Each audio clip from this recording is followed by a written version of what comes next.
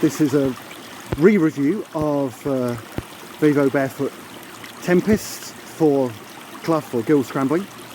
The reason I'm re-reviewing is that I assumed when I did my first review that because they were already pretty tight, there was going to be no room for socks, ordinary socks or neoprene socks underneath, and that you would literally have to wear them barefoot. And as a result, they were incredibly difficult to put on. It took about 5 minutes or so. It turns out I was wrong. You can very definitely wear socks underneath these, and when you do so, they're much quicker to get on. They're still tight, still takes quite a pull to put them on, but much quicker than I'd previously thought. So far, one fairly clear thing about the Vivobarefoots is that they do give this marginal gain in grip compared to ordinary trainers or climbing boots when you're going up a brook.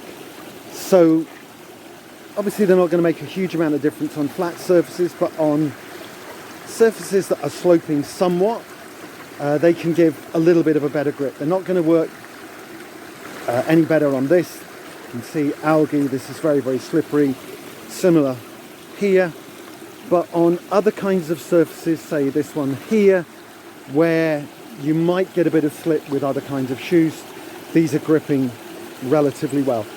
The difference it makes is that you just can be a little bit less slow and cautious in terms of where you're placing your feet in the brook in terms of rocks and so on, because you don't have to be constantly looking for those absolutely flat or absolutely clear or moss covered surfaces. So I'm a fair bit of the way up Torside Clough and feel able to update my review of the Vivobarefoot Tempest.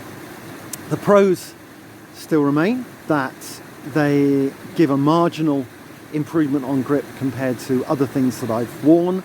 It's only a marginal improvement, but that can make quite a difference. And if you like the look of them, then, well, they're pretty, aren't they?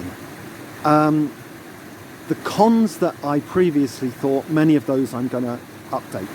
So they don't take that long to get on and off, and with the neoprene socks on, as well as making them quick to get on and off, or quicker, it does mean that you've got some level of protection against the cold and some level of ankle protection. Definitely not as good as wearing a pair of boots would be if you're going to go Clough Scrambling, but you've got these advantages of grip. The con remains that they're pretty expensive. These are Revivos, which were 130 quid. Normally it's 170 quid, I think, for them.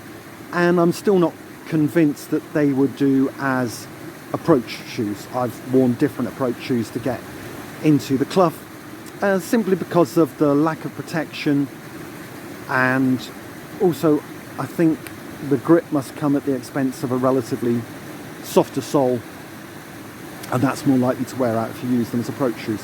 But overall, I would say, now that I'm wearing them with neoprene socks, these would be my shoes of preference for going wet Clough Scrambling, and I'm going to use these, I think, every time.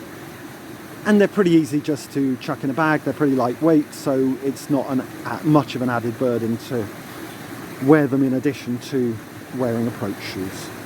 Overall, 7.5 or 8 out of 10 I've now given. I'm going to give a short, slightly negative coda to what I said before, which is to note that because of the nature of barefoot, you can feel the rocks under your feet, and therefore they do get more tired going up the Clough than they would do if you were wearing ordinary trainers or climbing boots. Hopefully a final coda beyond the previous coda, just to say that I've tried walking along the Pennine Way in these Vivobarefoot Tempests, and they hurt somewhat because of going over rocks, so it really confirms my former opinion that these are not worth considering as approach shoes. They're worth thinking about solely for when you're in a brook